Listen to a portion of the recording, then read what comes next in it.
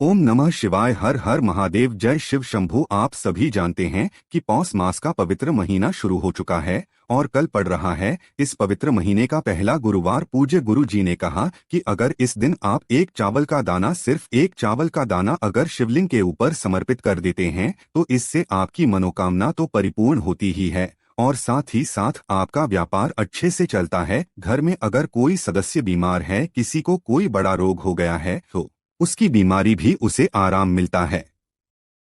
और अगर आपके घर में किसी भी प्रकार की लड़ाई झगड़ा हो रहा है, कोई बड़ा संकट आ गया है, कोई बड़े परेशानी आ गई है, घर में आपके अशांति का माहौल बना हुआ है, तो इन सब से आपको बहुत ही जल्द छुटकारा मिलने लगता है। ये उपाय करने के बाद आपको महादेव तथा भगवान विष्णु की एक साथ कृपा प्राप्त होती है। तो चलिए जानते हैं इस विशेष उपाय के बारे में, लेकिन उससे पहले एक प्रार्थना। अगर आप चैनल पर नए हैं तो कृपया चैनल को सब्सक्राइब अवश्य कर लें। ये वीडियो बहुत ही खास होने वाला है क्योंकि इस वीडियो में हम लोग पूज्य गुरु जी द्वारा बताए गए कुछ बहुत ही खास उपायों के बारे में जानेंगे, इसलिए आपको ये वीडियो पूरा देखना है।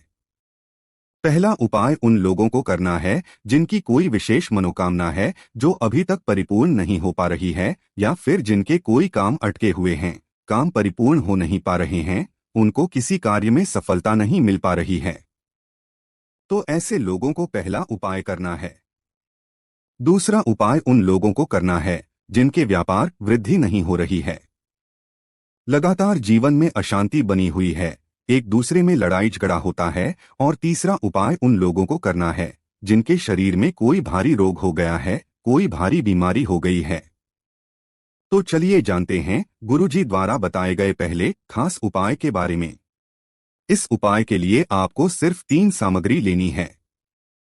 पहला तो आपको लेना है एक लोटा जल। लोटा आप तांबे का ले लीजिएगा और जल आप अपने घर से ही लीजिएगा, अपने किचन से ही लीजिएगा। जो जल आप अपने किचन पीने के लिए इस्तेमाल करते हैं उसी जल को लेकर जाइएगा। फिर इसी के साथ आपको लेना है एक चावल का दाना। सिर्फ एक चावल का दाना लेना है, लेकिन ये चावल का दाना कहीं से भी टूटा हुआ नहीं होना चाहिए, खंडित नहीं होना चाहिए, क्योंकि शिवलिंग में हम लोग कोई भी सामग्री खंडित समर्पित नहीं करते। फिर सबसे आखिर में आपको लेना है एक बेलपत्र। यही एक बेलपत्र आपकी बड़ी से बड़ी मनोकामना को परिपूर्ण करेगी और आप जिस कार्य में असफल हो रहे हैं उसमें आपको सफलता दिलाएगी। ध्यान की अगर आपके पास बेलपत्र नहीं है तो फिर आप शिवलिंग के ऊपर चढ़े हुए बेलपत्र को उठाकर जल से शुद्ध करके उसका भी इस्तेमाल कर सकते हैं। बस ये बेलपत्र कहीं से भी कटी-फटी नहीं होनी चाहिए। अब ये 3 सामग्री लेकर आपको पहुंच जाना है शिवालय। पूज्य गुरुजी के अनुसार इस उपाय को आप सुबह भी कर सकते हैं और शाम को भी कर सकते हैं। पूरे दिन में जब भी आपके पास टाइम हो तब आप इस उपाय को कर सकते हैं। अब देखिए, शिवालय पहुंचने के बाद सबसे पहले आप जो एक चावल का दाना लेकर आए हैं उसको शिवलिंग के ऊपर समर्पित कर दीजिए और ओम नमः शिवाय मंत्र का स्मरण कर लीजिए। फिर इसके बाद आप जो एक बेलपत्र लेकर आए हैं, देखिए इस बेलपत्र का ही विशेष महत्व है। इस बेलपत्र को आप अपनी हथेली में रखिए और आपकी जो भी मनोकामना है, जो मनोकामना आपकी परिपूर्ण नहीं हो पा रही है, चाहे आपका कोई कार्य सफल नहीं हो पा रहा हो, कोई भी आपकी मनोकामना है, तो उस मनोकामना का स्मरण करिए, उस मनोकामना को पूर्ण करने की महादेव से प्रार्थना करिए और फिर ये बेलपत्र आपको शिवलिंग पर समर्पित कर देनी है। देखिए ये बेलपत्र आपको समर्पित कैसे करनी है। जिस भी तरफ आप बैठकर शिवलिंग के ऊपर ये बेलपत्र समर्पित करेंगे उस तरफ आपको बेलपत्र की डंडी रखनी है। जैसे आप दक्षिण दिशा में बैठकर ये बेलपत्र समर्पित कर रही हैं तो दक्षिण दिशा की तरफ यानी अपनी तरफ आपको ये बेलपत्र की डंडी रखनी है और बेलपत्र की चिकनी साइड का हिस्सा शिवलिंग में टच करेगा। आपको सामने जैसे समझाया जा रहा है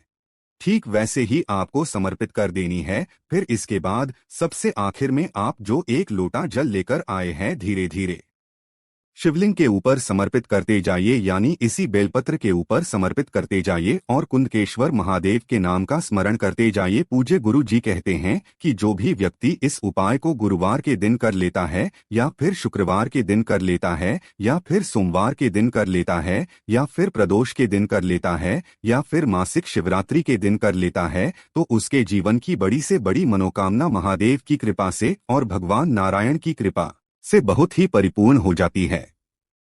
देखिए, इस उपाय को अगर आप गुरुवार के दिन या सोमवार के दिन या शुक्रवार के दिन कर रहे हैं तो फिर 5 शुक्रवार या 5 गुरुवार या 5 सोमवार लगातार करिएगा।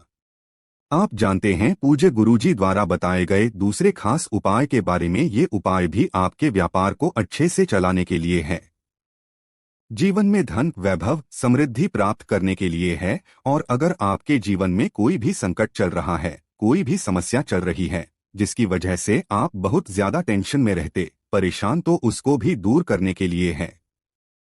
इस उपाय के लिए आपको ले लेना है 1 लोटा जल। लोटा आप तांबे का ले लीजिए और जल आप अपने किचन से ले लीजिए। फिर इसी के साथ आपको लेना है 1 हल्दी की गांठ। देखिए, हल्दी की गांठ आप लेंगे, हल्दी पिसी हुई नहीं लेंगे, क्योंकि गुरुवार का दिन है और भगवान विष्णु को पीली रंग की सामग्री बहुत ही प्रिय होती है। इसलिए आपको 1 या 2 छोटी छोटी हल्दी की गांठ ले लेनी है। फिर इसी के साथ आपको 1 लाल फूल ले लेना है।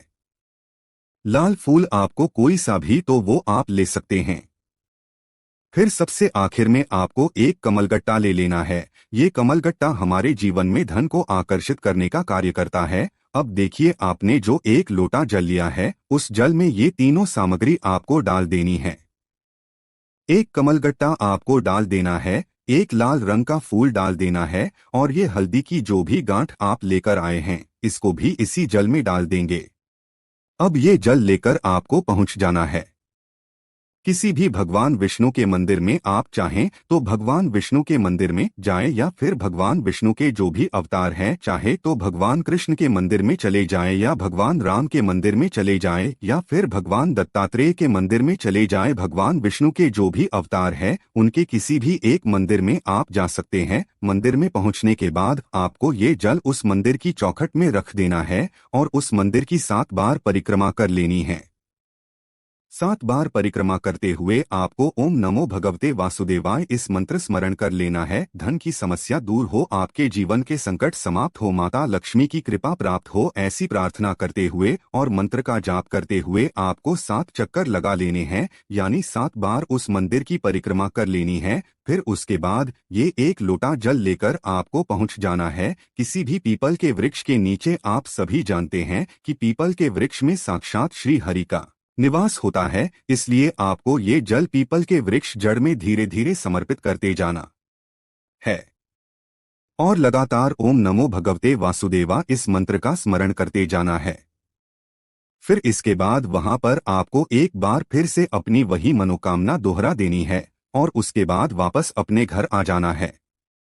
गुरुजी कहते हैं कि गुरुवार के दिन या फिर एकादशी के दिन जो भी व्यक्ति इस विशेष उपाय को कर लेता है तो उसके जीवन से संकटों का, परेशानियों का अंत होता है और धन वैभव की प्राप्ति होती है तथा व्यापार भी अच्छे से होता है।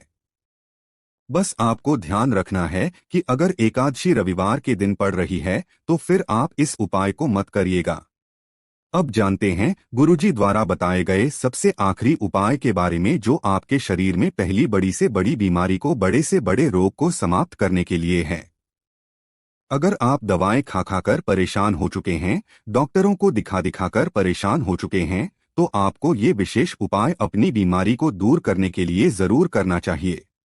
देखिए, बीमारी को दूर करने के लिए इस उपाय बेहतर कोई भी उपाय नहीं हो सकता। पूज्य गुरुजी ने स्वयं अपनी शिव महापुराण की कथा में ये बात कही है। इस उपाय के लिए आपको एक स्टील के पात्र में जल भर लेना है। पूरा जल भर लीजिए और उसमें थोड़ा सा गाय का कच्चा दूध मिला लीजिए। 1 चम्मच या 2 चम्मच या आधा चम्मच, जितना भी गाय का कच्चा दूध मिल जाए उतना आप मिला लीजिए। अब ये जल लेकर आपको सबसे पहले पहुंच जाना है किसी भी पीपल के वृक्ष के नीचे। पीपल के वृक्ष में इस जल को थोड़ा सा अर्पित करते जाइए और लगातार पीपल महादेव का स्मरण करते जाइए।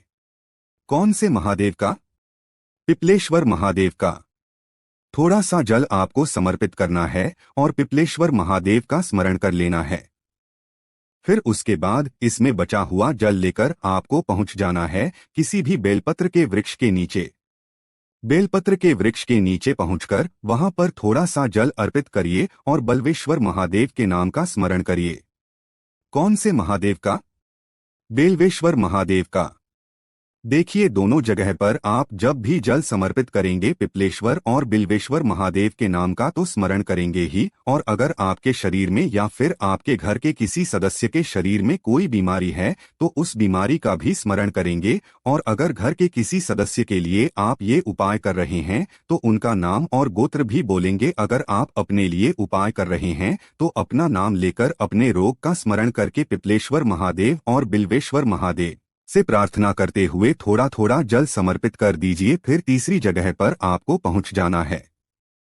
किसी भी के वृक्ष के नीचे या फिर शमी के वृक्ष के नीचे। देखिए, पूज्य गुरुजी ने कहा कि पहले तो आपको पीपल के वृक्ष में समर्पित करना है और दूसरा बेलपत्र के वृक्ष में समर्पित करना है। फिर तीसरी जगह आप चाहें तो आंवले के वृक्ष के नीचे समर्पित कर दें या फिर शमी के वृक्ष के नीचे समर्पित कर दें और सोमेश्वर महादेव के नाम का स्मरण करते हुए अपनी बीमारी को दूर करने की प्रार्थना कर लें। पूज्य गुरु जी कहते हैं कि अगर आप कुछ दिन लगातार 1 हफ्ते या 2 हफ्ते या 11 दिन 21 दिन कुछ दिन लगातार अगर आप इन 3 वृक्षों में ये जल समर्पित करना शुरू कर देते हैं तो महादेव की कृपा से आपके शरीर में फैला हुआ बड़ा से बड़ा रोग, बड़ी से बड़ी बीमारी बहुत ही जल्द समाप्त हो जाएगी।